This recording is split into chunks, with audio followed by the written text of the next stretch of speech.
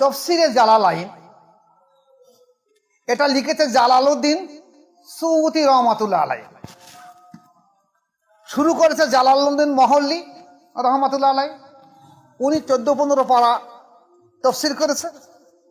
উনি ইন্তেকাল করেছে 1459 সাল, 864 হিজরিতে উনি ইন্তেকাল করেছে। ওনার পরে জালালউদ্দিন সুয়ুতি রহমাতুল্লাহ আলাইহি 1505 সালে পর্যন্ত এই তফসিরে জালালাইনটা উনি লিখে সমাপ্ত করেছেন। এখন লেখার পরে তার সঙ্গে সঙ্গে বই হয় না, আর লেখার পরে সঙ্গে সঙ্গে বাজারে আসে না। তার প্রুফ সংশোধন করতে হবে, তার টাকা পয়সার দরকার, পরিস্থিতি হবে। দেখা যাচ্ছে আল্লামা রুহুল আমিন রহমাতুল্লাহ আলাইহি বহু কিতাব লিখে গেছে। এখন সেই কিতাবগুলো আস্তে আস্তে বাইর হচ্ছে, 20, 30, 50 বছর অতিবাহিত হয়ে গেছে। ঠিক তদ্রুপ তাহলে দেখা গেছে এই 1505 সালে যদি জালালউদ্দিন সুয়ুতি রহমাতুল্লাহ আলাইহি ইন্তেকাল করে, তাহলে মনে করেন 1600 সালের মধ্যে দেখি তফসিরে জালালাইন বাড়বে। 1600 সাল মানুষের মোগল পিরিয়ডের সময়, 1600 সাল মানে মোগল পিরিয়ডের সময় কাছাকাছি। তাহলে প্রশ্ন আসবে, এর আগের কি কোনো পীর সাহেব ছিল না? তফসিরে জালালাইন যদি 1600 সালের দিকে বাইর হয়, 1505 সালে লেখা হয়েছে,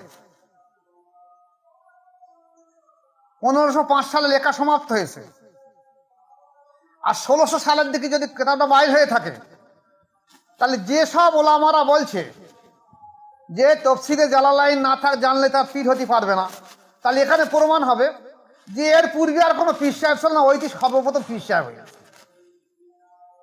কারণ তফসিরে জালালাইন পড়েছে। আসসালামু আলাইকুম। উপস্থিত সুধী মণ্ডলী, আজকেরকার আলোচনা থাকবে, আপনারা দেখেছেন এবং শুনেছেন, ইউটিউবে শুনেছেন, বহু আলিমের মজলিসে শুনেছেন, বহু আলিম সাহেব আলোচনা করেছে শুনেছেন। একথা বলা হয় যে একটা মানুষ যদি পীর হতে চায়, তাকে তফসিরে জালালাইন পর্যন্ত পড়াশোনা করতে হবে। কোন পর্যন্ত? তফসিরে জালালাইন পর্যন্ত, না হলে সে পীর হতে পারবে না। শুনেছেন এই কথাটা আপনারা? এই প্রসঙ্গে আলোচনা হবে আজকে। দেখুন, তফসিরে জালালাইন এটা লিখেছে জালালউদ্দিন সুয়ুতি রহমাতুল্লাহ আলাইহি। শুরু করেছে জালালউদ্দিন মহল্লি রহমাতুল্লাহ আলাইহি। উনি 14-15 পারা তফসির করেছে। উনি ইন্তেকাল করেছে 1459 সাল, 864 হিজরিতে উনি ইন্তেকাল করেছে। ওনার পরে জালালউদ্দিন সুয়ুতি রহমাতুল্লাহ আলাইহি 1505 সালে পর্যন্ত এই তফসিরে জালালাইনটা উনি লিখে সমাপ্ত করেছেন। এখন লেখার পরে তার সঙ্গে সঙ্গে বই হয় না, আর লেখার পরে সঙ্গে সঙ্গে বাজারে আসে না। তার প্রুফ সংশোধন করতে হবে, তার টাকা পয়সার দরকার, পরিস্থিতি হবে। দেখা যাচ্ছে আল্লামা রুহুল আমিন রহমাতুল্লাহ আলাইহি বহু কিতাব লিখে গেছে। এখন সেই কিতাবগুলো আস্তে আস্তে বাইর হচ্ছে, 20, 30, 50 বছর অতিবাহিত হয়ে গেছে। ঠিক তদ্রুপ তাহলে দেখা গেছে এই 1505 সালে যদি জালালউদ্দিন সুয়ুতি রহমাতুল্লাহ আলাইহি ইন্তেকাল করে, তাহলে মনে করেন 1600 সালের মধ্যে দেখি তফসিরে জালালাইন বাড়বে। 1600 সাল মানুষের মোগল পিরিয়ডের সময়, 1600 সাল মানে মোগল পিরিয়ডের সময় কাছাকাছি। তাহলে প্রশ্ন আসবে, এর আগের কি কোনো পীর সাহেব ছিল না? তফসিরে জালালাইন যদি 1600 সালের দিকে বাইর হয়, 1505 সালে লেখা হয়েছে, 1505 সালে লেখা সমাপ্ত হয়েছে, আর 1600 সালের দিকে যদি কিতাবটা বাইর হয়ে থাকে, তাহলে যেসব ওলামারা বলছে যে তফসিরে জালালাইন না থাক জানলে তার পীর হতে পারবে না, তাহলে এখানে প্রমাণ হবে যে এর পূর্বে আর কোনো পীর সাহেব ছিল না, ওইটি সর্বপ্রথম পীর সাহেব হয়ে গেছে, কারণ তফসিরে জালালাইন পড়েছে। আসো, এই তফসিরে জালালাইন পড়ানো হয় কওমি মাদ্রাসায়। প্রথম শুরু হয় দেওবন্দ দারুল উলুমের কওমি মাদ্রাসায়। এই দেওবন্দ দারুল উলুম মাদ্রাসা তৈরি হয় 1866 সালের 30শে মে। 1866 66-30 মে দেওবান দারুল উলুম মাদ্রাসার ভিত গাড়া হয় একটা ডালিম গাছের তলায়। এরপরে এই খারিজি মাদ্রাসা বাংলাদেশে আসে 1901 সালে চট্টগ্রামে, যেটা হাটহাজারি বলা হয়, সেখানে মাদ্রাসার ভিত হয় 1901 সালে। ওখানে কওমি মাদ্রাসা তৈরি হয়। তাহলে আমাদের দেশে হয়েছে 1866 সালে। তাহলে 1866 সালে মাদ্রাসার ভিত গাড়ার পর ভিত তখন হয় না, তখন ডালিম গাছের তলায় পড়ানো হয়। তারপর আস্তে আস্তে বড় হতে মাদ্রাসা বাড়ানো হয়েছে। তারপর সেখানে তফসিরে জালালাইন পড়ানো হয়েছে। তাহলে বিশ্বাস করতে এইটা হবে যে 1866 সালের আগে কোনো পীর সাহেবের জন্ম হয়নি, কারণ তারা তফসিরে জালালাইন পড়তে পারেনি। আর জালালউদ্দিন সুবুতি রহমতুল্লাহ যখন লিখেছে অর্ধেক লিখেছেন জালালউদ্দিন মহল্লি রহমতুল্লাহ আলাইহি। তাহলে জালালউদ্দিন মহল্লি রহমতুল্লাহ পীর হবার উপযুক্ত ব্যক্তি নয়। আর জালালউদ্দিন সুবুতি রহমতুল্লাহ অর্ধেক লিখেছে, তাহলে উনিও পীর হবার উপযুক্ত ব্যক্তি। উনি তো পুরোটা পড়তে পারেন, তো অর্ধেক লিখেছে। এই কথাটা কে বলেছে বেশি করে খেয়াল করেন। বেশি বলেছে কসদুল সাবিল। এই কিতাবটা লেখাছে আশরাফ আলী থানভী সাহেবের লেখা কিতাব। উনি পীরের বৈশিষ্ট্য, পীর হতে গেলে কি শর্ত লাগবে, এই কিতাবটা উনি সর্বপ্রথম লিখেছে। যে কামেল পীর হতে গেলে কি লাগবে, বলছে তফসিরে জালালাইন পর্যন্ত অবশ্যই পড়তে হবে। এই কিতাবটা হলো ইমদাদিয়া পুস্তক, বাংলাদেশ থেকে বাইরে। এখন ইতিপূর্বে আমাদের দেশে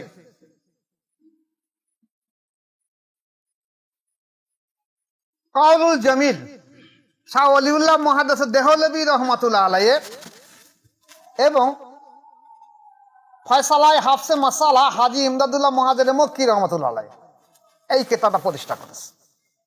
এই কিতাবে উনি লিখেছিলেন যে পীর মাশায়েখ হতে গেলে তাকে অন্তত কোরআন হাদিসের কিছু জ্ঞান থাকা দরকার, কোনো একটা তফসির পড়া, কোনো হাদিস জ্ঞান থাকা। কিন্তু শেষকালে উনি লিখেছে কিন্তু নিত্য প্রয়োজনীয় মাসলা মাসাইল জ্ঞান অবশ্যই তার থাকতে হবে।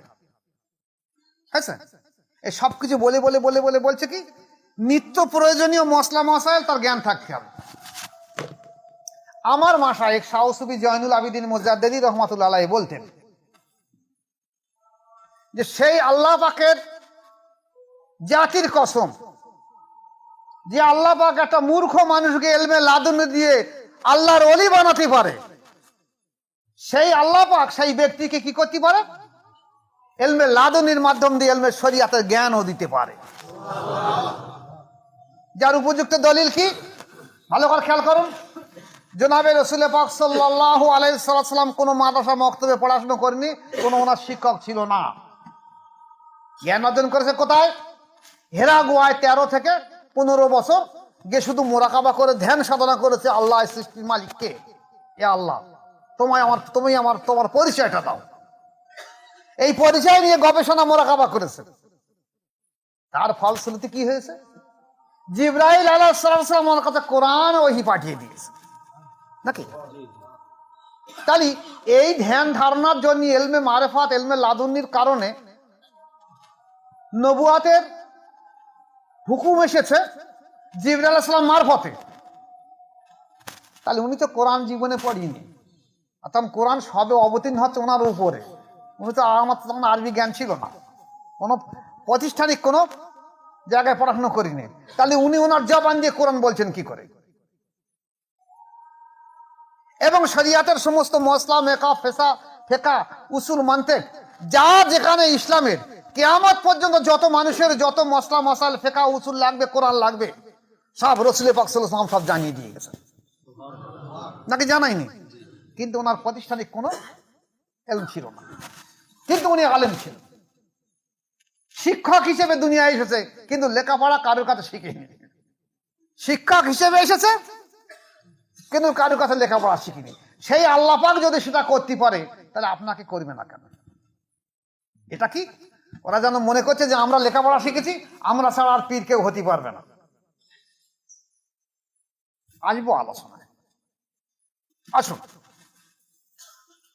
আমাদের দেশে হাজি ইমদাদুল্লাহ মহাজরে মক্কি রহমাতুল্লাহ আলাইহি এই ফয়সালায়ে হাফতে মাসআলা উনি লিখেছেন। উনি কিন্তু তাফসীরে জালালাইন পড়েন, উনি তাফসীরে জালালাইন পড়েন। এবার আসুন, এই তাফসীরে জালালাইন পড়ার জন্য বিশেষ করে আশরাফ আলী থানভী সাহেব জোর দিয়েছে। কিন্তু মজার জিনিস দেখেন, থানভী সাহেব আবার পীর সাহেব, কিন্তু থানভী সাহেব পীর সাহেব, ওনার সেজরা ছাপিয়েছে। সেই সেজরায় হাসান বসরি রহমাতুল্লাহ আলাইহির নাম এসেছে। ওনার সেজরায় উদ্ধতন এসে হাসান বসরি রহমাতুল্লাহ আলাইহি। এই হাসান বসরি রহমাতুল্লাহ আলাইহি উনি মা আয়েশা সিদ্দিকা রাদিয়াল্লাহু কাছে ছোটবেলা থেকে মানুষ হয়েছে। কোন কোন ব্যাখ্যায় লেখা হয়েছে যে উনি যখন বাচ্চা মানুষ দুধ পান করবেন তখন মা আয়েশা সিদ্দিকা রাদিয়াল্লাহু, যদিও উনি তখন কুমারী ছিলেন, ওনার বাচ্চা হয়নি, কিন্তু ওনার দুধ থেকে দুধ বার হতো এবং হাসান বসরি রহমাতুল্লাহ সেই দুধ পান করতেন। এই হাসান বসরি রহমাতুল্লাহ আলাইহি উনি একজনকে খেলাফত দিয়েছেন, তার নাম হলো হাবিব আজমি রহমাতুল্লাহ আলাইহি। এই হাবিব আজমি রহমাতুল্লাহ কে ছিলেন বলতে পারবেন? বলতে পারবেন? সুদখোর ছিল। কি ছিল? সুদখোর। নিজে ধরুন দেখা যাচ্ছে 20,000, তখন তো পয়সা কম মূল্য, 2,000 5,000 টাকা থাকতো, সেই টাকাটা উনি সব সুদে দিতেন। আর বলতেন সুদের টাকা দিতে হবে না, প্রত্যেকদিন সকালবেলা বাড়ি বাড়ি যাবে, এই তোদের সুদের টাকাটা আমাদের, আসল টাকা তোর কাছে থাক। কেউ যদি না দিতে পারে তার বাড়ি যা হয় দুটো চাল থেকে নিয়ে আসবেন, একটা হাঁড়ি নিয়ে আসবে, যা হয় কিছু, প্রত্যেকটা বাড়ি গিয়ে কিছু নিয়ে আসতেই হবে। বাচ্চারা আমাদের দেশে এখন তো সব ছেলেপিলে সবাই মোবাইলে এরকম টিপি টিপি যাচ্ছে, তখন তো সব ছিল খেলাধুলো ছিল, কেউ গুলি খেলায়, কেউ ডাঙ্গুলি খেলায়, খেলাধুলো ছিল। বাচ্চারা রাস্তায় খেলাধুলো করছে, হাবিব আজমি রহমতুল্লাহ রাস্তাটা যাচ্ছে, আর বাচ্চারা একজন বলে যাই সরে যা সরে যা, হ্যাঁ হাবিব আজমি সুৎখোর, হাবিব আজমি, ওর ওর ছায়া দিগুলি পাপ হবে, সরে যা সব। তো বাচ্চারা সরে যেত, ও শুনতো, বিরাট লজ্জা লাগতো, আমি সুদ খাই বলে বাচ্চারা এরকম বলতেছে, সরে যা, রাস্তা থেকে সরে যা, সুৎখোর হাবিব আজমির যদি ছায়া গায়ে পড়ে পাপ হবে। মনটা কষ্ট হতো, কিন্তু আবার সঙ্গে সঙ্গে ফিরে আসলো যে আমার তো সুদির ব্যবসা ছেড়ে দেবো কি করে, ওই ভেবে করতে লাগলো। একদিন কোনো একজন কসাই, যারা ছাগল জবে করে, আমাদের দেশে অনেক ছাগল জবে করেন, কষে করে, তো তার কাছে গিয়ে সুদির টাকাতে সে বলছে আজকে দিতে পারবো না। তা বল তাহলে তোমার ছাগলের কথা মাথা আছে সেগুলো আমার দাও। জোর করলে বাড়ি চলে যায়। স্ত্রী বলছে এই ছাগলের মাথাগুলো ভালো করে ভুনা করো, আমাকে দুপুরবেলা খানা খান। তো স্ত্রী রেখে দিয়েছে। এখন সময় একটা ভিখারি এসে বলছে মা আমাকে কিছু খেতে দাও, আমি খুব ক্ষুধার্ত। উনি বলছেন আমার বাড়ি কিছু নেই খাবার। ভিখারি বলছে কেন, তোমার টাকে রয়েছে, কিছু ছাগলের মাথা রয়েছে, তুই না আমার কিছু দাও। বলছে ও আমার স্বামী খাবে, আমি দিতে পারবো না। এখন সেই ভিখারির বদদোয়া হোক, তখন তো আল্লাহওয়ালা মানুষ বেশি ছিল, এখনকার মতো চিটিংবাজ মানুষ, তখন সব আল্লাহওয়ালা মানুষ, সবাই 100 জনের মধ্যে 100 জন আল্লাহর ওলি মানুষ ছিল তখন। প্রত্যেক জায়গায় এক জায়গায় বায়াত হয়ে কঠোর সাধ্য সাধনা করতে ভালো হবার জন্য। এখন তো তা না, আলেমরা বলেছে মসজিদে যা ভালো হয়ে যাবে, তাই মসজিদ পর্যন্ত যাচ্ছে ছুটে, বায়াত হচ্ছে না, তাজকিয়া নস করছে না। যাক, এর সাইডে আমি আলোচনা আসলাম, যে সাইডে আসি এই সাইডে আসি, আমি তো ঘুরে অন্যদিকে যাবে। হাবিব আজমি রহমাতুল্লাহ বাড়ি আসলেন, এসে দেখলেন স্ত্রীকে বললেন কিছু রুটি পাকাও আর ওই ভুনাটা নিয়ে এসেন। স্ত্রী সেই ভুনাটা প্লেটটা নিয়ে দেখলো সব পাথর হয়ে গেছে, মাংসের গোস্তের টুকরো পাথর হয়ে গেছে, আর সব টাটকা রক্ত, যে সুরাগুলো সব টাটকা রক্ত হয়ে গেছে। উনি ওনার স্বামীকে দেখাতে বলে এই দেখো কি খাতে পারবে, পাথর, টাটকা রক্ত। চিন্তা করলে এটা তো কি আমি সুদীর জন্য না কি, আমার স্ত্রী মনে করতেছে সেই ভিখারি মানুষের বদদোয়া, আর ইনি চিন্তা করছে মনে হাতে সুদীর কাজী বলে আল্লাহ পাক আমাকে শিক্ষা দিচ্ছে। মনটা ভেঙে পড়ল। আবার ওই রাস্তাটা যায়, আর বাচ্চারা বলে সুৎখোর হাবিব আসতেছে, সরে দাঁড়া। এই বিভিন্ন রকম দোদুল্যমানের মধ্যে ওনার মনের মধ্যে একটা প্রতিক্রিয়া ঝড় বসছে। তখন বলছে না, এই কাজ আর করবো না, এবার আমি সেই সময় পরিচিত হাসান বসরি রহমতুল্লাহ, আমি ওনার কাছে বায়াত গ্রহণ করবো। হাসান বসরি রহমতুল্লাহ কাছে বায়াত হলো। পরবর্তীকালে হাসান বসরি রহমতুল্লাহ হাবিব আজমি রহমতুল্লাহকে খেলাফত দিয়েছে। কিন্তু উনি জীবনে কোনোদিন স্কুলের মাদ্রাসার দরজা দেখে। তাই যদি থানভী সাহেব বলে যে পীর হতে গেলে তফসিরে জালালাইন পড়তে হবে, তাহলে ওনাদের সেদাসেদ ওনার উদ্যতন পুরুষ হলো হাবিব আজমি রহমতুল্লাহ, তাহলে ওনার উদ্যতন পুরুষদের উনি সমালোচনা করছে, তোমার তো পীর হবার উপযুক্ত না। তাহলে ওনার যদি পীর হবার উপযুক্ত না হয়, তাহলে থানভী সাহেব পীর হবে কি করে? বুঝেছ আমার কথা? এই হাবিব আজমি রহমতুল্লাহ আলাই আল্লাহ পাক কেমন শিক্ষা দিয়ে দেখেন। হাবিব আজমি রহমতুল্লাহ তখন তো উনি লেখাপড়া জানে না, তার লেখাপড়া যায় না, তা সে সূরা ফাতিহা, কেরাত, মাখরাজ, ইদগাম, এজহার এসব তো তার ঠিক হবে না। তা সে যতটুকু জানে সেইভাবে, যেমন আমাদের বাংলা অনেক সাধারণ মানুষ সূরা ফাতিহা পড়ে আলহামদুলিল্লাহ রাব্বিল আলামিন আর রহমানির রহিম, সে তার অত বোঝে না। কিন্তু একটা কাজী সাহেব কি হাফেজ সাহেব কি মাওলানা সাহেব কি মুফতি সাহেব, সে আবার সহি করে তসবিদের সঙ্গে পড়ার চেষ্টা করবে, কিন্তু ওনার সাধারণ মানুষ বুঝবে না। হাবিব আজমি রহমতুল্লাহ আলাই মাগরিবের সময় ওনার বাড়ির সামনে একটা খানকা আছে, উনি খানকা করেছে, তখন খেলাফত পীর সাহেব হয়েছে। এখন খানকায় উনি মাগরিবের সময় কেউ নেই, একা সূরা নামাজ আল্লাহু আকবার তাকবীরের নামাজে সূরা ফাতিহা পড়ছেন। এখন ওনার মুর্শিদ হাসান বসরি রহমতুল্লাহ সেখান দিয়ে যাচ্ছে, মাগরিবের সময় হয়ে গেছে। তা বলছে হাবিব আজমি বাড়ি গিয়ে নামাজটা পড়েনি, গিয়ে দলুজিকে দিল, উনি কি রাত ঢুকেছে। তো উনি পেছনে দাঁড়িয়ে দাঁড়িয়ে সূরা ফাতিহা পড়ছে, সে একদম সহি পড়তে পারেন না। তা বলছি এর পেছনে নামাজ পড়লে নামাজ হবে? একটা দিয়া তাকাব্বুর এসে মনের মধ্যে, আমি ওর পীর সাহেব, আর মুরিদ নামাজ পড়াচ্ছে, সূরা ফাতিহা জানে না ভালো করে। তো উনি আলাদা জায়গায় বসে পিছনের দিকে দাঁড়িয়ে একলা নিজের নামাজ পড়ে এনে চলে গেছে। রাত্রে স্বপ্ন দেখছে আল্লাহ পাক হাসান বসরি রহমতুল্লাহকে বলছে, হাসান তুমি হাবিব আজমির পিতরে মাগরিবের নামাজ পড়লে না কেন? আমি তো তোমার উপরে সন্তুষ্ট ছিলাম, তুমি যে আল্লাহর ওলি হয়েছে আমি মেনে নিয়েছি, এবং পৃথিবীর বুকে তোমার নাম জাহির করে দিয়েছি আমি আল্লাহ পাক, তোমাকে আমি ভালোবাসি বলে। কিন্তু হাবিব আজমি আমার একটা দোস্ত, সে ছিল আগে সুদখোর, তুমি তার পেছনে ইক্তেদা করলে না কেন? বলছে আল্লাহ পাক ওদের সূরা ফাতিহা সহি পড়তে পারে না। বলছে তুমি ওর জবানের দিকে তাকিয়েছো, আমি ওর অন্তরের দিকে তাকিয়েছি, তোমার আমি আজ থেকে অসন্তুষ্ট, যেহেতু তুমি হাবিব আজমির পেছনে নামাজ পড়িনি তাই। সকালবেলা উঠে ছুটি এসে হাবিব আজমির হাত দুটো ধরে বলছে, হাবিব যে হলো তোমার মুরিদ, তুমি আমার মাফ করে দাও, আমি কাল তোমার মাগরিবের সময় তোমার এখানে নামাজ পড়েছিলাম, কিন্তু নামাজটা পড়তে পারেনি। উনি বলছে হুজুর দেখেন আপনি নাম করছেন কেন?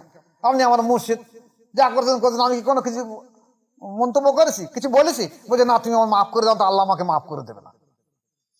শেষকালে মুর্শিদ বারবার বলছে বলে বাঁচিয়ে বলছে, ঠিক আছে আমি হুজুর আমি আপনাকে মাফ করে দিলাম, কিন্তু আমি মাফ করার কথা না, আপনার মুর্শিদ, তা জান আল্লাহ যখন এই হুকুম হয়ে আমি আপনাকে মাফ করে দিলাম।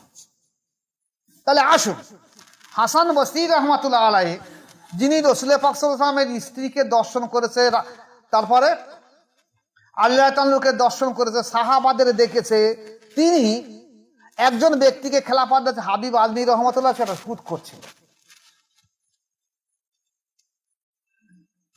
তারা তো তফসিরে জালালাইন পড়েনি, তারা পীর সাহেব হয়নি নাকি? আসুন, ফজাইল ইবনে আয়াজ ওই সেজদায় এসেছে। ফজাইল ইবনে আয়াজের মুর্শিদ ছিল খাজা ওয়াহিদ রহমাতুল্লাহ আলাইহি। এই ফজাইল ইবনে আয়াজ রহমাতুল্লাহ আলাইহি ছোটবেলায় কি করত? ডাকাতি করত, ডাকাতির সর্দার, সারা জীবন ডাকাতি করে, গুন্ডাগিরি করে। যে ব্যক্তি ডাকাত হয়, গুন্ডাগিরি আসে, কি লেখাপড়া শেখে? ওই ক্যাটাগরির ব্যক্তি তো ডাকাত গুন্ডাগিরি করে, মোস্তানি করতে করতে, পড়াশোনা করোনা করতে করতে ডাকাতি গুন্ডাগিরি করে, সারা জীবন ডাকাতি করে শেষকালে ওয়াহিদ রহমতুল্লাহের কাছে বায়াত হয়ে আল্লাহ পাক ওনাকে ফজাইল ইবনে আয়াজকে আল্লাহর ওলি বানিয়ে দিয়েছে। কে? আল্লাহ পাক। উনি জীবনে তাফসীর জালালাইন পড়েন। আসুন, উনি খেলাফত দিয়েছে ইব্রাহিম বিন আদহাম রহমাতুল্লাহ আলাইহি। এই ইব্রাহিম বিন আদম ছিলেন বলখের শাসনকর্তা, বলখের শাসনকর্তা। ওনার জীবন ইতিহাসে এরকম এসছে, একদিনই ওনার একটা উট হারিয়ে গেছে, একটা উট হারিয়ে গেছে। উট হারিয়ে গেছে, কোথায় খুঁজবে মানুষ? বন জঙ্গলে খুঁজে যাবে, পাওয়া গেল। আবার আর একদিন দেখলো আর একজন উট হারিয়ে গেছে, সে ব্যক্তি ওই বাদশারই উঠ, সে বাদশার দোতলায় উঠে সে ঘুরে ঘুরে ঘুরতেছে। বাদশা বললো, কে উপরে চলাফেরা করছে কে? বলছে হুজুর আমি। কি হয়েছে তোমার? বলছে হুজুর উঠ হারিয়ে গেছে। তাহলে উঠ দোতলায় খুঁজেছে কি জানি? দোতলায় উঠ থাকে? তা বলছে হুজুর পালঙ্কে শুয়ে কি আল্লাহকে পাওয়া যায়? গদির উপরে শুয়ে আল্লাহ পাওয়া যায়? গদির উপরে শুয়ে যদি আল্লাহ না পাওয়া যায় তাহলে উঠি কোনো উঠ পাওয়া যাবে না। আর গদি যদি আল্লাহ পাওয়া যায় তো ওখানে উঠ পাওয়া যাবে। তা আল্লাহ যাকে হেফাজত করবে, হেদায়েত করবে, সামান্য ইশারায় সে ভালো হয়ে যাবে।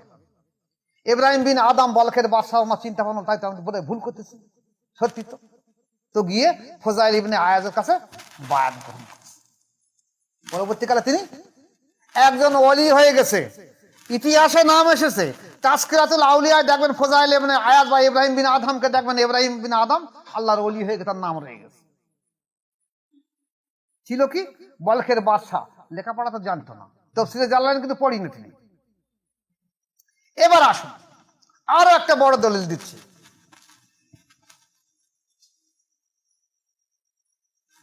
আমাদের চারটে ইমাম আছে শরিয়াতের। ইমাম আবু হানিফা রহমাতুল্লাহ, ইমাম শাফি, ইমাম মালিক, ইমাম আহমদ বিন হাম্বল রহমাতুল্লাহ আলাইহি। এই আহমদ বিন হাম্বল রহমাতুল্লাহ আলাইহি এনার পীর কে ছিলেন বলতে পারবেন? বিশরে হাফি রহমাতুল্লাহ আলাইহি। এই বিশরে হাফি রহমাতুল্লাহ কে ছিলেন? ওরে বাবা, পাকা মদখোর চুল্লুখোর, পাকা, সাদা মাটা না। মদ খেয়ে আর বাড়ি আসতো না, সেখানেই শুয়ে পড়ে থাকতো। বদিন কাজের হুদুর নেশা করা। আল্লাহর তকদির রেখেছে জান্নাতি হবে, আল্লাহ তকদির রেখেছে আল্লাহর ওলি হবে।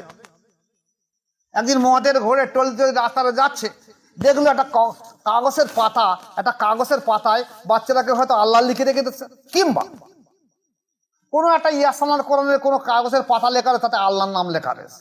মদের ঘোরে দেখলো তো আল্লাহর নাম লেখা রয়েছে, চলছে। বলছি কে পায়ে দেবে তার ঠিক নেই, পাতাটা কি বা করি, রেখে দিয়ে বলছে আমি তো মদ খোর, তা আমার তো সারা শরীর না পাক, ডাকবোটা কোথায়? দূর করে গালের মধ্যে কেলি ফেলে দেয়, সব থেকে ভালো জিনিস। গালের মধ্যে গিলে ফেলেছে, আল্লাহ লেখা নামটা গিলে ফেলেছে। তাই বলে আপনারা যেন করবেন না। ওকে আল্লাহ ওইভাবে আল্লাহ বানাবে বলে, অলি বানাবে বলে করেছে। আপনি যদি মনে করেন ও কেন কোরআন শরীফ চিপে খেলি, আপনার কিচ্ছু হবে না। তা বিশরে হাফি রহমাতুল্লাহ আলাইহি যখন এই অবস্থা ঘটলো, সেই দিন সেই সময় তার তো অলি মানুষ ছিল, কাদিয়া সিস্টেম থেকে অলি মানুষ। একটা অলি মানুষ স্বপ্ন দেখছে যে আল্লাহ পাক তাকে বলছে তুমি বিশরে হাফিকে আমার সালাম বা মোবারকবাদ জানাও, যে তোমার এই অলির খাতায় নাম লিখে দেওয়া হয়েছে। সে বলছে আল্লাহ, সে তো পাকা মদ খোর, সে তো খেয়ে এসে মদের ফাঁড়ি থেকে শুয়ে রয়েছে, তা আমি সেখানে যাবো কি করে? তুমি আমাকে অলি বানিয়েছো, আর আমি এই দাড়ি টুপি রেখে আর বড় জামা গায়ে দেশে মদের দোকানে যাই, তা তার লোকে তা আমার উপরে হাসবে। তা আল্লাহ পাক বলো না, ওকে সুখবরটা জানিয়ে দিয়ে দাও যে বিশরে হাফি, আল্লাহ তোমার উপরে রাজি হয়েছে, তুমি যখন আল্লাহর নামের ইজ্জত দিয়েছো, তাই তোমার নাম আল্লাহ পাক আল্লাহর অলির খাতায় নাম লিখে আল্লাহর হুকুম বাধ্যে অমান্য করতে পারে না। আস্তে আস্তে আস্তে আস্তে গিয়ে দেখে বাড়ি, তার বাড়ি জিজ্ঞেস, স্ত্রীকে জিজ্ঞেস করছে বিশরে হাফি বাড়ি আছে? বলছে সে মালখোর, কোথায় গেছে খেয়ে পড়ে গেছে, দেখো। তাহলে কোথায় যাও? বল সে ওইখানে মদখোর দোকান আছে, ওখানে যাও, আর না রাস্তায় কোনো জায়গায় পড়ে আছে দেখো। তা খোঁজ দিয়ে কিন্তু দেখালো সেই মলের মদখোরের ওখানে বসে মদ খেয়ে টুর হয়ে গেছে, পাশে একটা বোতল ধরে রেখে দিচ্ছে, নেশা টুর হয়ে গেছে, ডাকছে।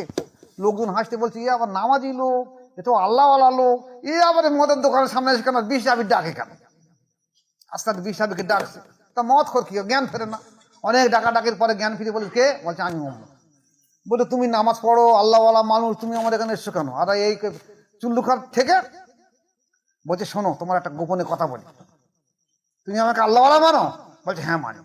বলছে আল্লাহ পাক কালকে আমাকে জানিয়ে গেছে যে বিশরে হাফিকে তুমি সুসংবাদ দিয়ে আসো। আমি তো জানি না, তুমি বোধহয় একটা আল্লাহ লেখা নামের একটা কাগজ পড়েছিল, কোথায় নিয়ে তুমি গালের মধ্যে গিলে ফেলেছিলে। বলছি হ্যাঁ আমি তা করেছিলাম। ওকেটা পা দেবে বলে আমি করেছি, মদের ঘরে না জেনে করে ফেলিস। তখন বল মদের ঘরে না জেনে কে পা দেবে বলে আমি গিলে ফেলে দিয়েছি। বলছে আল্লাহ পাক এই ইজ্জতে তোমাকে আল্লাহর ওলির খাতার নাম লিখে দিয়ে গেছে, আজ থেকে তোমাকে আল্লাহর ওলির খাতার নাম লিখে তুমি ফিরে এসো।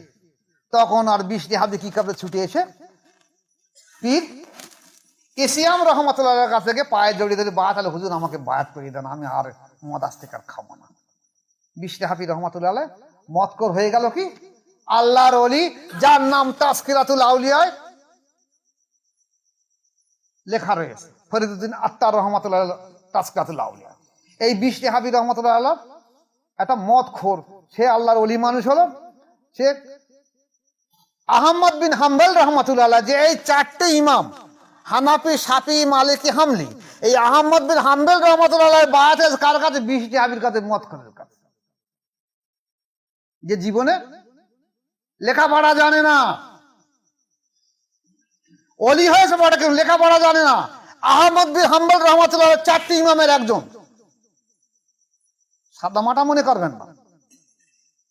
পৃথিবীর মধ্যে শরিয়াতের চারটি ইমামের মধ্যে একজন ইমাম আহমদ বিন হাম্বল রহমতুল্লাহ, তিনি এই বৃষ্টি হাফির কাছে বায়াত গ্রহণ করেছেন। আর যদি একটা মদখোর আল্লাহর ওলি হয়, আপনাদের বলে যাবেন? জীবনে যাবেন না। বল দূর, সিদ্দিকানি মদ খেত, সেদিনে মদ খেত, জীবনে যাব না কাছে। কিন্তু তাদের অন্তর ছিল বলে অন্তর দিয়ে দেখে নিয়েছেন আল্লাহর ওলি মানুষ, তাই আহমদ বিন হাম্বল রহমতুল্লাহ তার কাছে বায়াত গ্রহণ করে। এই বৃষ্টি হাফি রহমতুল্লাহ কোনোদিন তাফসীরে জালালাইন পড়িনি, মত করে আবার তাফসীরে জালালাইন। এবার আসুন, আশরাফ আলী থানভী চিশতিয়া তরিকা করতেন। চিশতিয়া তরিকা আমাদের যেমন মোজাদ্দেদ তরিকা কোনো শাখা হয়নি, যদি কেউ শাখা করে সে ভুল করবে। চিশতিয়া তরিকা যেমন খাজা মঈন চিশতি রহমতুল্লাহ খেলাফত কাকে, কুতুবুদ্দিন বখতিয়ার কাকি রহমতুল্লাহ। এবার কুতুবুদ্দিন বখতিয়ার কাকি রহমতুল্লাহ সেই একই তরিকা প্রচার করছে, বলছে না তরিকায় চিশতিয়া কুতুবিয়া। আবার তারপরে উনি খেলাফত কাকে, কুতুবুদ্দিন বখতিয়ার কাকি রহমতুল্লাহ খেলাফত যাকে ফরিদুদ্দিন মাসুদ গঞ্জেশকার রহমতুল্লাহ, তার তরিকায় গঞ্জেশকার। এইভাবে তরিকা ভাগ হয়েছে, কিন্তু আসলে ওটা চিশতিয়া তরিকা, মোজাদ্দেদ তরিকা ভাগ হয় না। এই আশরাফ আলী থানভী সাহেব যে তরিকায় কাজ করতেন সেটা হলো আলাউদ্দিন সাবের কালিয়ারি রহমতুল্লাহ আলাই। আলাউদ্দিন সাবের কালিয়ারি রহমতুল্লাহ ওই তরিকায় চিশতিয়া সাবেরিয়া তরিকা, চিশতিয়া সাবেরিয়া তরিকা। এই আশরাফ আলী থানভী সাহেব চিশতিয়া সাবেরিয়া তরিকাতে কাজ করতেন। এই তরিকায় একজন হলো আলাউদ্দিন সাবের রহমাতুল্লাহ আলাই, ওনার থেকে সাবেরিয়া তরিকা এসছে। কিন্তু ওনার মাসায়েখ হলো ফরিদুদ্দিন গঞ্জেশকার, ফরিদুদ্দিন রহমাতুল্লাহ আলাই, ওনার মাসায়েখ ফরিদুদ্দিন রহমাতুল্লাহ আলাই। এই ফরিদুদ্দিন গঞ্জেশকার রহমাতুল্লাহ উনি কুতুবুদ্দিন বখতিয়ার খলিফা। উনি ওনার বোন এই আলাউদ্দিন সাবের হলো ওনার ভাগনা। বোন ওই ছেলেটাকে নিয়ে দিয়েছে, ভাই তোর এই ভাগনাটাকে মানুষ কর, তুই তো পীর সাহেব, তোর একটু লেখাপড়া শেখা মানুষ কর। তা বলতে ঠিক আছে মানুষ করবো তো, তা তুই এক কাজ কর, তুই আমার এই খানকায় যে লঙ্গরখানায় যত মানুষ আছে খাওয়া দাওয়া করে, তোর দায়িত্ব দিচ্ছি এই লঙ্গরখানায় মানুষদের খাওয়া দাওয়া দিবি, আর এই বায়াত করে দিচ্ছি আল্লাহ আল্লাহ যে এটা তসবিরা করে। তাই করে। মাসখানি পরে বোন আবার বোনার বাড়ি এসেছে, ভাইয়ের বাড়ি এসছে, ছেলেটারও দেখে আসি, ভাইয়ের বাড়িতে ঘুরিয়ে আসি। এসে দেখে ছেলে এত কুটে ডিগে চেয়ারে এসে হাঁটার ক্ষমতা নেই, ছেলে উঠে দাঁড়াতে পারে না। তা বলছি কি ব্যাপার, তোকে খাওয়া দেয় না কি?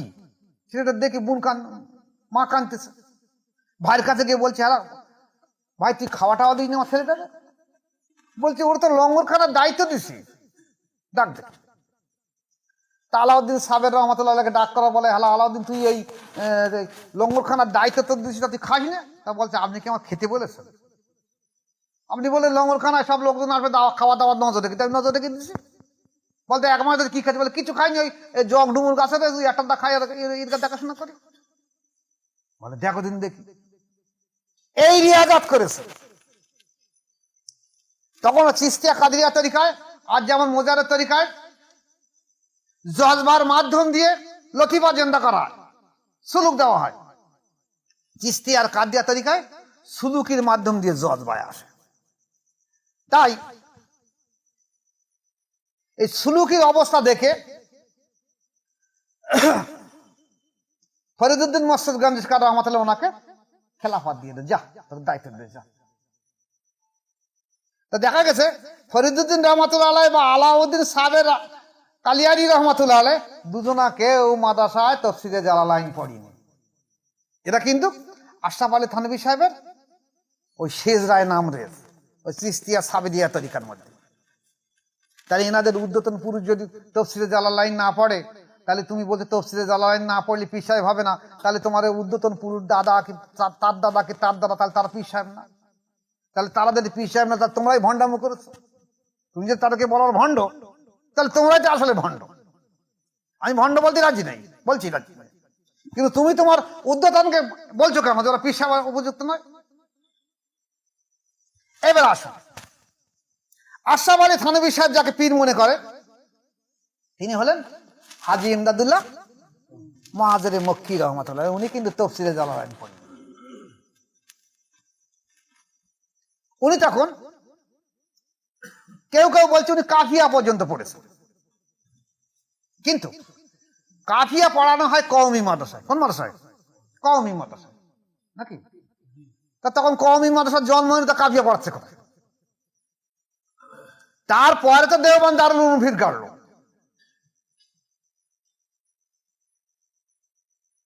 তার তখন কাফিয়া পড়বে কোথায়? তার তো কাফিয়া না। তবে উনি জ্ঞানী ছিলেন, কোনো সন্দেহ নেই। এবার আসুন, নূর মোহাম্মদ ঝানজানবী রহমতুল্লাহ আলাইহ। নূর মোহাম্মদ ঝানজানবী রহমতুল্লাহ খলিফা কে ছিলেন?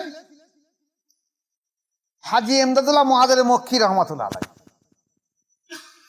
তাহলে হাজী ইমদাদুল্লাহ মুহাজিরে মক্কি রহমতুল্লাহ তফসিরে জালালাইন না পড়ে থাকে, তখন যদি জন্ম না, তার নূর মোহাম্মদ ঝানজানবীর একই অবস্থা। আবার আসুন, আশরাফ আলী থানভী সাহেব সৈয়দ আহমদ বেরেলভীকে পীর বলে মানেন, উনি পীর সাহেব। কিন্তু সৈয়দ আহমদ বেরেলভী উনি কোনো তফসিরে জালালাইন কোনো কিতাবই জ্ঞান অর্জন করেন, যার জন্য উনি আব্দুল আজিজ রহমতুল্লাহ আলাইহ খলিফা ছিলেন।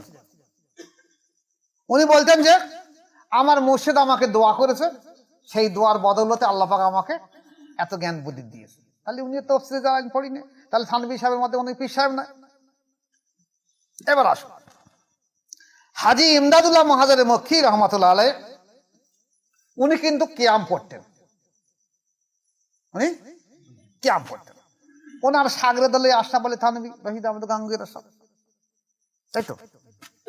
হাজী ইমদাদুল্লাহ মুহাজিরে মক্কি রহমতুল্লাহ একদিন মজলিসে, ওয়াজের মজলিসে, মুরিদদের মজলিসে উনি কিয়াম করে দাঁড়িয়ে গেছেন, আর ওনার মুরিদ রশিদ আহমদ গাঙ্গুহি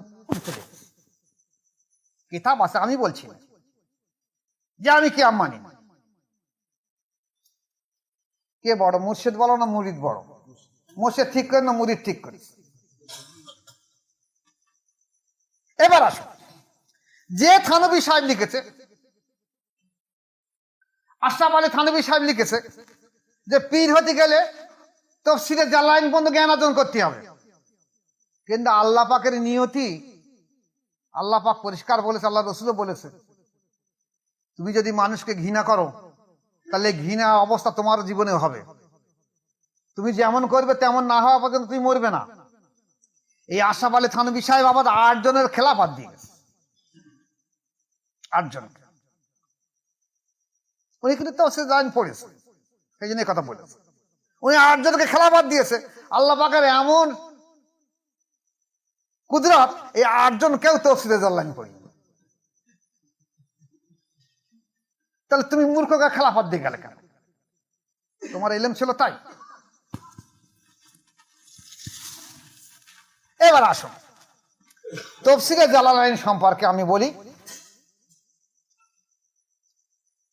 আল্লাহ পাক যাকে ইলমে লাদুন্নি দেবে, সে আল্লাহ পাক তাকে জ্ঞান বুদ্ধি দেবে।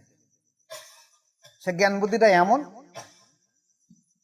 একটা মুরিদ যখন মাশায়েখের দরবারে যায়, তখন মাশায়েখ যদি নামাজি হয় তা মুরিদ নামাজি হবে, মাশায়েখ যদি অজু করে মুরিদ অজু করবে, আর মাশায়েখ যদি হারমোনি বাজাতে মুরিদ হারমোনি বাজাবে। এই তো সমাজে ঘটছে। যারা সামা গায় তার মুরিদরা সামা গায়, যারা গান করে তার মুরিদরাও গান গায়, যে গাঁজা খায় পীর সাহেব তার মুরিদরাও গাঁজা খায়, আর যে মাশায়েখ নামাজ কালাম পড়ে তার মুরিদরাও নামাজ কালাম পড়বে। তাহলে সে যদি তার মুর্শিদের দিকে ফলো করে, লক্ষ্য করে, তাহলে মুর্শিদ যদি দীর্ঘদিন সোবরে থাকে, মুর্শিদ কিভাবে অজু করছে, কিভাবে নামাজ পড়ছে দেখবে। এখন অজুর মধ্যে এই কটা ফরজ আছে। কয়টা ফরজ আসতো? 3টে 4টে ফরজ আসতো। তা সে ফরজ সাথে জানলো না 4টে ফরজ। কিন্তু মুর্শিদ যেরকম অজু করছে হুবহু সেই অজু যদি করে থাকে, তাহলে 4টে ফরজ তো সব তার মধ্যে ঢুকে যাচ্ছে, নাকি ঢুকছে না? আমার কথা ভালো করে খেয়াল করবে। নামাজের মধ্যে যে ফরজ আছে, যদি সে মুর্শিদকে হুবহু অনুসরণ করে, তাহলে মুর্শিদ যেভাবে নামাজ পড়ে, যদি মুর্শিদের পেছনে নামাজ পড়ে, তাহলে যদি ইমামের পেছনে নামাজ পড়ে, তাহলে ইমামের ইক্তেদা করতে ইক্তেদায় তো বেহাজার ইমাম। তাহলে তার দায়িত্ব হলো ইমামের, ইমাম যেভাবে করছে ইমামের নামাজ কবুল হলে নামাজ কবুল হবে, ইমামের নামাজ কবুল না হলে নামাজ কবুল হবে না। তাহলে ইমাম যদি আল্লাহর ওলি হয়ে থাকে, তাই এ যদি নামাজের মধ্যে 13টা ফরজ আছে যদি নাও জানে, তো ওই ইমামের পেছনে দাঁড়িয়েছে বলে ইমামের নামাজ কবুল হলে নামাজ কবুল হয়ে যাবে, নাকি সত্যি মিশে কথা? এবার আসো, তাহলে এই সোহবতের মাধ্যমে তার জ্ঞান হবে। এরপরে আসো, আজকের আমরা ভালো করে খেয়াল করি, আমরা স্কুল লাইফের দিকে তাকাই। একটা ক্লাস 10-এ যদি দেখা যায় একটা স্কুলে 100 জন ছেলে থাকে, কি মাদ্রাসায় যদি 100 জন ছেলে থাকে মাধ্যমিকে, তার মধ্যে একটা ফার্স্ট হবে, একটা সেকেন্ড হবে, একটা থার্ড হবে, একটা ফোর্থ হবে, আর শেষের দিকে কিছু ছেলে ফেল করবে। এখন যখন পাস ফেল উঠে গেছে, তাহলে সব পাস, সব পাস। তা সে মাধ্যমিক পাস করেছে বলে সে কি মাধ্যমিকের ছেলে পড়াবে নাকি? সেই নিচের দিকে যারা তারা 8 ছেলেকে পড়াতে পারবে তো? তা তো পারবে না।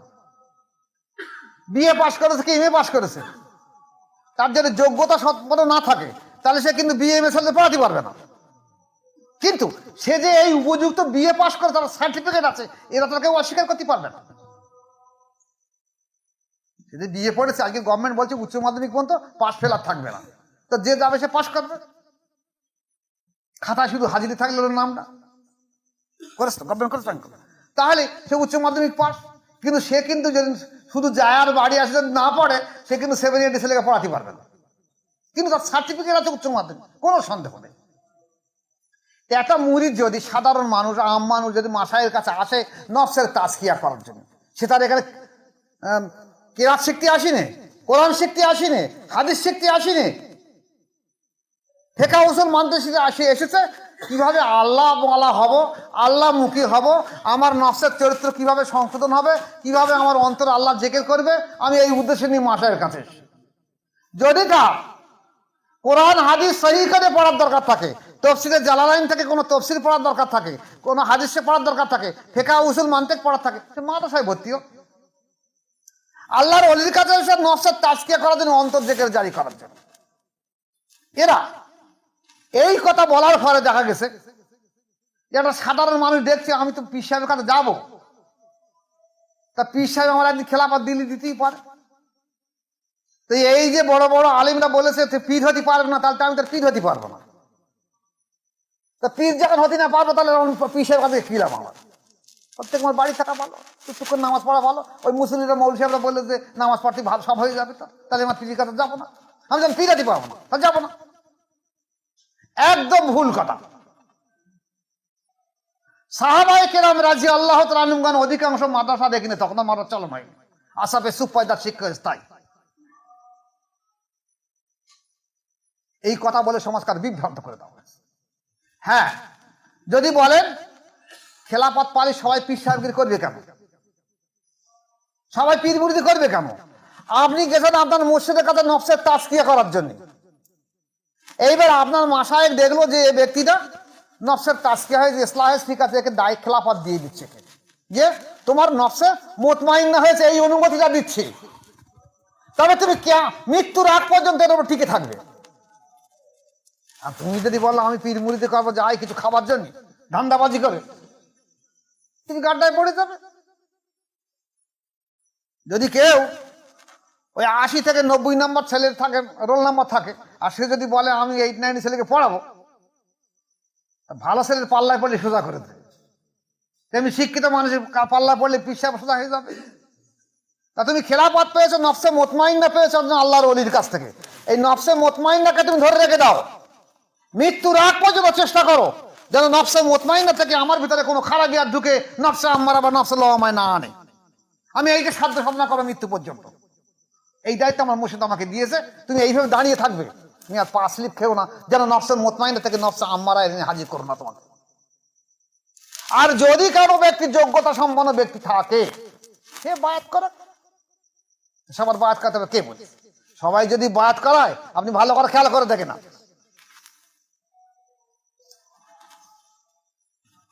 আমাদের তরিকা সাদার মোজাদ্দেদ আলপেসানি রহমতুল্লাহ 10,000 খেলাফত দিয়েছে। কত হাজার? 10,000। ওনার ছেলে খাজা মাসুম বিল্লাহ রহমতুল্লাহ 60,000 খেলাফত দিয়েছে। কত হাজার? 7,000। তাহলে দুই বাব্বাটার 10,000, 17,000 খলিফা দিয়েছে। তাহলে 17,000 খলিফা যদি একদিক ধরে 10টা-20 টাকার খেলাফত করতো, তাহলে বাড়ি বাড়ি টাকা খলিফা হয়ে থাকতো। গেল কোথায় সব? বরঞ্চ যদি মনে করা হয় যে একজন ব্যক্তি খেলাফত পাওয়ার পরে যদি মনে করে যে আমি পীর মাশায়েখগিরি করতে গেলে আমার নফসের ক্ষতি হতে পারে, তাহলে সে করবে না। সে কঠোর সাধ্য সাধনা করবে এবং সারা জীবন যতদিন বেঁচে থাকবে মসজিদের তাবেদারি করে চলবে।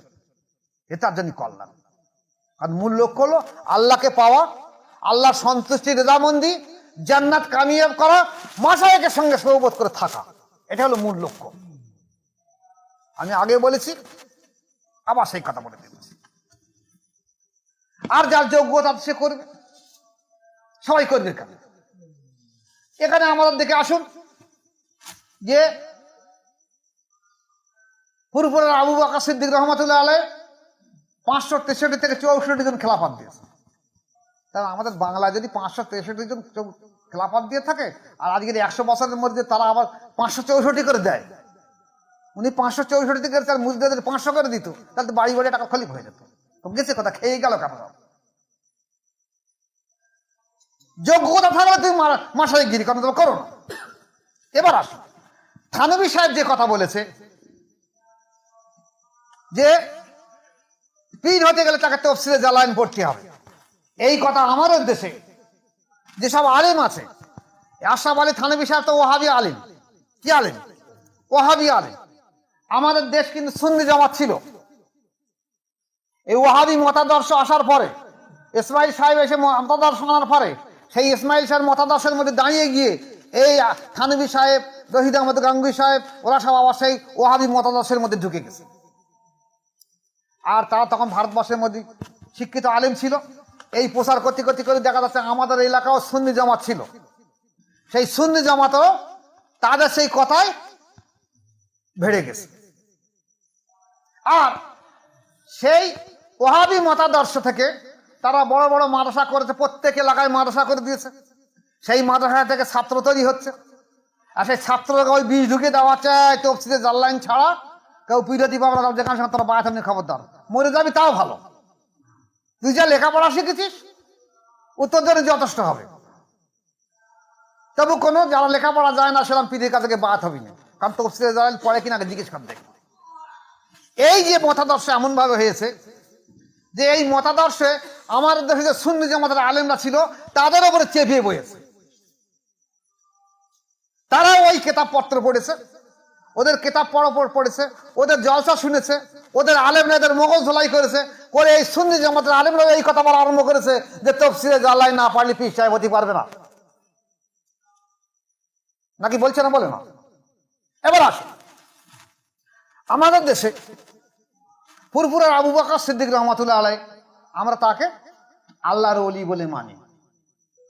সারা বিশ্বের মানুষ না মানলেও আমি মানি, এবং আমি আপনাদেরকে বলে দিয়েছি উনি বেশাক ওলি মানুষ। আগের শতাব্দীর উনি মুজাদ্দিদ ছিলেন, কোনো সন্দেহ নেই। ওনার তো 5টা সন্তান ছিল। কটা? 5টা সন্তান ছিল। তো ওনার ছোট ছেলে জীবনে লেখাপড়া মাদ্রাসার দৌড় দেখিনি, তাকে পীরে কামেল বলা হয় কেন? তাকে পীরে কামেল বলা হয় কেন? তিনি কি মাদার তফসির জালালাইন পড়েছে? তিনি নিজে বলছেন আমার আব্বা আমার জন্য দোয়া করেছে, সেই দোয়ার বদলে আল্লাহ পাক আমাকে এত বড় করেছে। তার ছেলেরা এখন আলেম হয়ে তফসির পড়ে বলে তফসিরে জালালাইন না পড়লে কিন্তু পীর সাহেব হবে না, তাহলে তোমার বাপ কি হবে বলো?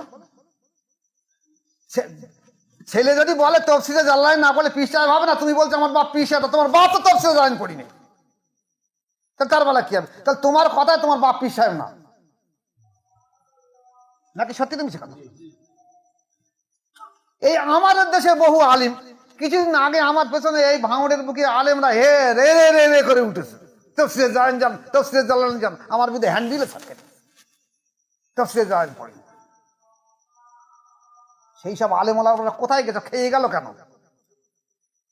তোমরা যদি তফসিরে জালালাইন পড়ে থাকো, তোমরা এমন প্রমাণ দেখাও 10টা মানুষের নফসের তাজকিয়া করে দিতে পেরেছো। তোমরা যদি তফসিরে জালালাইন পড়ে থাকো, তোমরা 10টা মানুষকে দেখাও যে 10টা মানুষের সোহবতে গিয়ে তার অন্তর মোর্দা দিল জেন্দা করে দিতে পেরেছে। তা তো করতে পারেন না। একটা মানুষ করছে তার পেছনে ফেউ লাগিয়ে দিয়েছে কি জানি। এমনকি এই উদ্দেশ্য করে একটা বড় বাহাসও দেখে গেল ভাঙড়ের বুকে আমার পেছনে। কি হলো? আল্লাহ পাক সেই প্রচারের মাধ্যম দিয়ে দেখা গেছে এখন আমার নাম সারা বিশ্বে ছড়িয়ে পড়েছে। এখন আর ভাঙড়ে আর কাঁঠালে আর নেই, এখন সারা বিশ্বের মানুষ জেগে গেছে। আর যে ইউটিউবটা দেখছে, এই আজকের 2জন ব্যক্তি এসছে ডায়মন্ড হারবার থেকে, আমাকে কালকে ফোন করেছে যে হুজুর আপনার ইউটিউব দেখে আমি নাম্বার নিয়েছি। আমি কিন্তু 20 বছর ধরে মাসা এক তালাশ করছি, আমি ফুরফুরায় বহুবার গেছি, আমি মেদিনীপুরে গিয়েছি, আমি কলকাতায় তালতলায় গিয়েছি, আমি বহু জায়গায় গেছি। ব্যক্তি এখন বসে আছে, এখন আছে, তখন চলে গেছে এখন বলে চলে গেছে, খাওয়া দাওয়াতে ছেড়ে দেওয়া হয়েছে। তা ওই ব্যক্তি বলছে আমি বহু জায়গায় গেছি কিন্তু দেখি তরিকা নেই। আমি আজানের কাছে গিয়ে মোসাফা করতে গেছি, বলে মোসাফা করতে হবে না, মোসাফা করা যাবে না। কি করতে হবে? বলে এই পাথরে জুতিয়ে হাত দাও, লবঙ্গ একটু শোঁকো, আর ওখানে বসে 2 রাকাত নামাজ পড়ে আর কোরআন সেই পড়া উঠে হয়ে যাবে। বলে তো একটু তরিকা এলো, বলে আমি দেখেছি, বলে সব বিশ্বাস চলবে না। তখন আমি 20 বছর ধরে তালাশ করার পর চিন্তা করলাম কোথায় যাই। এখন আমি করদূর ছোট বয়স হয়ে 63 বছর, আমার বলছে বুঝুন আমার বয়স 60 সালে, আমার 63 না 64 বছর হয়েছে আজকে বলছে। তা বলছে আমি তখন ইউটিউব ঘাঁটছি যে আল্লাহ একদিন না একদিন ঠিক জুটিয়ে দেবে আমাকে। আমি লক্ষ্য রেখেছি, নিয়ত রেখেছি আল্লাহ আমার একটা হাসতে আল্লাহর অলিকে দেখিয়ে দাও, যে অলির কাছে আমি যেন বায়াত হয়ে আমার মুর্দাদেরকে জিন্দা করে আমি যেন দুনিয়া থেকে বিদায় নিতে পারি। তাই আমি 20 বছর ধরে সাধনা করেছি, কাঁটা করেছি, আর ইউটিউব ঘেঁটছি, যখন মোবাইলে ইউটিউব ঘেঁটছি আর দেখি এবার সব বলছে, দেখছি বাংলাদেশের সব পীর সাহেবকার নাম, আমাদের দেশের পীর সাহেবকার নাম গড় গড় করে বলে যাচ্ছে, এর কাছে শুনেছি, ওর কাছে শুনেছি, ওর কাছে শুনেছি, সবাই বলে যাচ্ছে। বলে না, আমি দেখলাম আমি যা চাচ্ছি সেরকম হলো না। বলে একদিন হঠাৎ আপনার ইউটিউবটা আমার সামনে আসলো, ঘেটতে ঘেটতে ঘেটতে ঘেটতে। তা আমি ইউটিউবটা শুনলাম, শুনে দেখলাম এই তো একটা ব্যক্তি পেয়েছি, সঙ্গে সঙ্গে সাবস্ক্রাইব করে নিলাম, নিয়ে আমি 4-5টা ইউটিউব শুনে নিলাম। শুনে আমি বললাম আমার মনের খোরাক যেখানে আমি ঠিক জায়গায় পেয়ে গেছি। তাই কালকে আমাকে ফোন করেছে, হুজুর আমি তো আমার ডায়মন্ড বাড়ি, আমি তখন দুপুরে ভাত খাতে বলছি, এক গাল ভাত গালে দিছি, আর ফোন এসে আত্মীয় বলছিলাম, আমার কাছে ফোন এসছে। তা আমি ভাত খাতে খাতে উঠে গেছি, তখন ফোন রিং বন্ধ হয়ে গেছে। মোবাইলটা এনে আবার আমি ঘুরিয়ে করলাম, দেখলাম একটা মহিলা ধরেছে। আমি বলি সর্বনাশ করে, কী বলে তার ঠিক নেই। বলছে আপনি কোথায় ফোন করেছেন? আমি বলি এক্ষুনি একজন ফোন করলো, বলো ও তাল জানো, আমি দেখে দিচ্ছি। আমার স্বামী গিয়ে ফোনটা দিল, আমার সালাম দিল, আসসালামু আলাইকুম। বলছে হুজুর আপনার ইউটিউব থেকে নাম্বার নিয়েছি। তা আমি কোথা থেকে যাবো বলুন? আমি ডায়মন্ড থেকে আমি সোনারপুরে আসুন, সোনারপুর থেকে SB3 ধরে ঘটপুর, আপনি ঘটপুরে এসে তো আগের চৌমাথায় এসে পূর্ব কাঁঠালে মজাদার দরবার শরীফ বা পূর্ব কাঁঠালে এখানে আসবেন, এসে খোঁজ নেবেন, আমি বলে দেবো। আজকে সকালে ফোন করলো, ও আবার সাথে আর একজন ভাগনাকে এনেছে, সেও খুঁজছে 20 বছর ধরে। দুজনা আমি জিজ্ঞেস করলাম তোমাদের যদি কিছু জিজ্ঞেস করার থাকে তা জিজ্ঞেস করো। বলে 4-5টা ইউটিউব দেখেছি, আর জিজ্ঞেস করতে হবে না কিচ্ছু, আমাদের মনের খোরাক সব পুষে গেছে, আপনি আমাদের বায়াত করে দিই। তা আমি বায়াত করে দেবো, যাও আল্লাহ তোমাকে রহম করে দেবে। তোমরা যখন আল্লাহ বলেছে যে খুঁজে সে পায়, তা তোমরা খুঁজেছো, আল্লাহ তোমাদের পায় না। গত কয়েকদিনে 15-20 দিন হয়েছে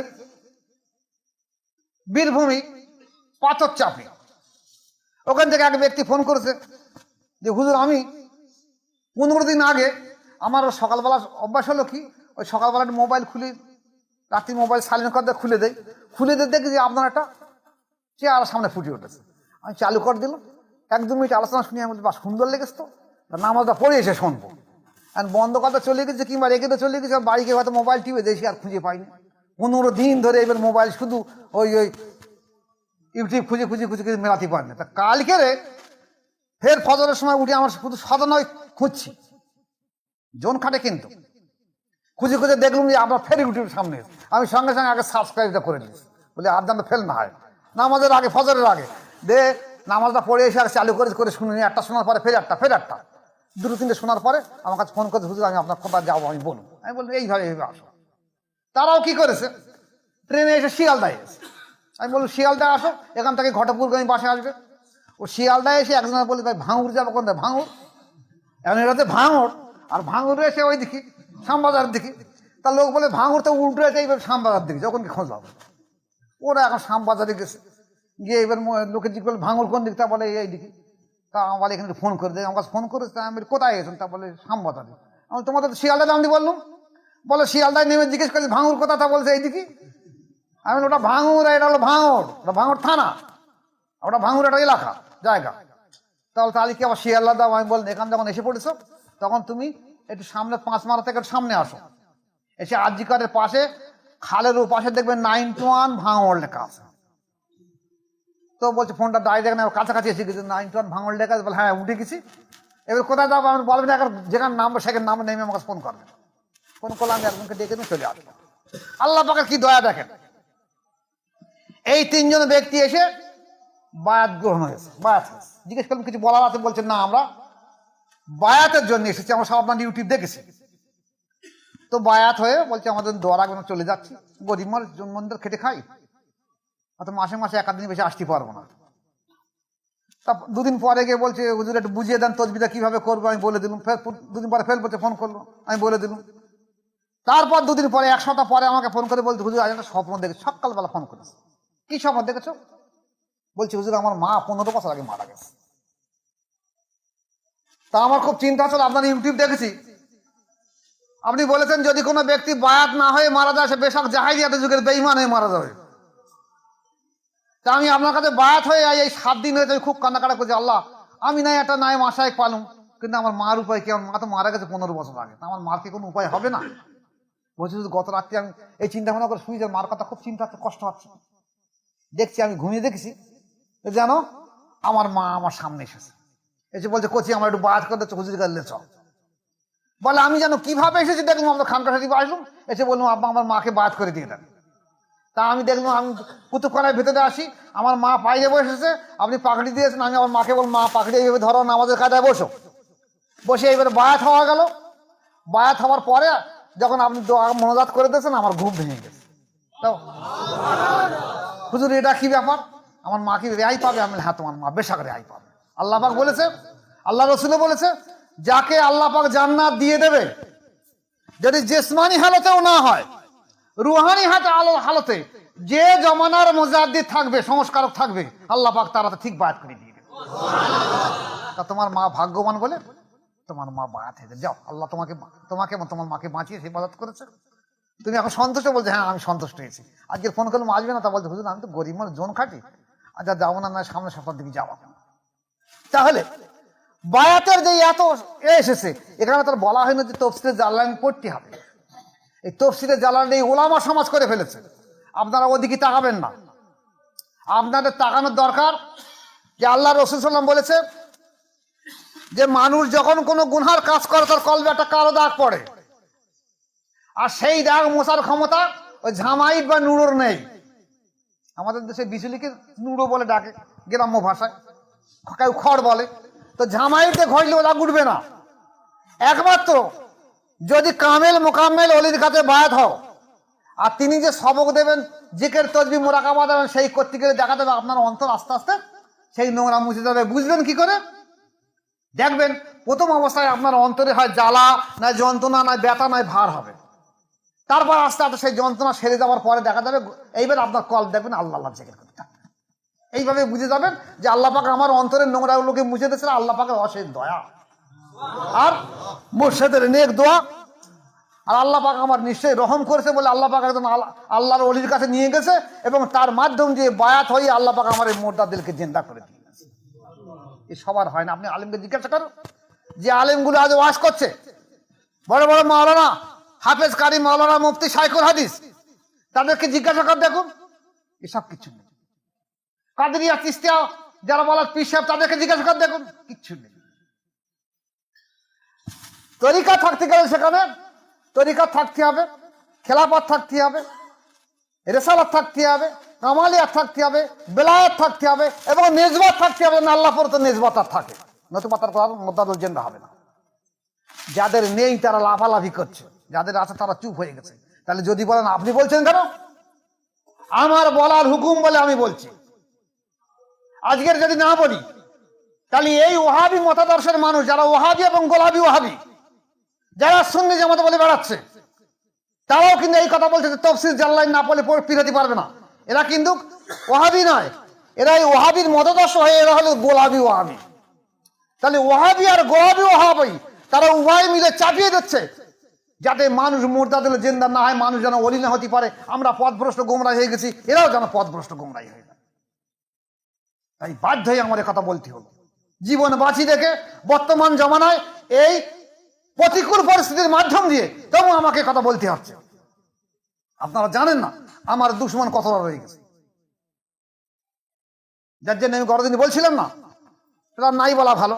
তাহলে দেখা গেছে বায়াতের জন্য, মুর্শিদের জন্য তাফসীরে জালালাইন শর্ত নয়। মুর্শিদের জন্য নফসের তাজকিয়া থাকা দরকার। এইবার তিনি শরিয়াত মোতাবেক চলছে কিনা, প্যাঁপো করে হারমোনি বাজাচ্ছে, গান বলছে, শামা বলছে, আর মাজা লেগে পড়ে আছে, চুল্লু খাচ্ছে, গাঁজা খাচ্ছে, বলছে আমি পীর সাহেব, ও চলবে না। এখানে মোজাদের তরিকা জিন্দা হয়েছে। এটা কাদেরিয়া চিশতিয়া তরিকা নয়, শামা নয়। এই চিশতিয়া সাবিরিয়া তরিকা শামা রয়েছে, এই আশরাফ আলী থানভী যে তরিকা করছে তরিকা শামা রয়েছে। আমাদের মোজাদ্দেদ আল-বেসানি রহমাতুল্লাহ শামা তো শামা।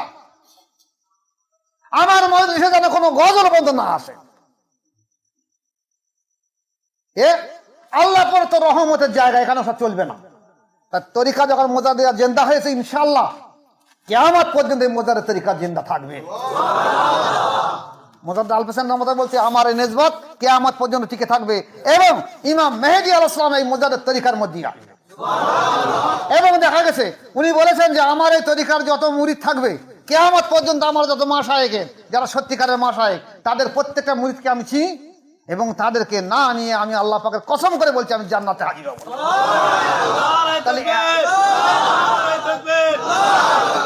তাহলে এত বড় নিয়ামত যদি আমাদের সামনে থেকে থাকে, তাহলে আমরা কেন ওইসব ফালতু তরিকার মধ্যে ঢুকে থাকবো, যেখানে হারমোনি বাজাচ্ছে, গান বলছে, গাঁজা খাচ্ছে, আর যেখানে কোনো নেজবাত নেই, কিচ্ছু নেই, পীরের ছেলে পীর বলে দাবি করছে, যে সেই পীর বলে দাবি করছে, যাবো কেন আমরা?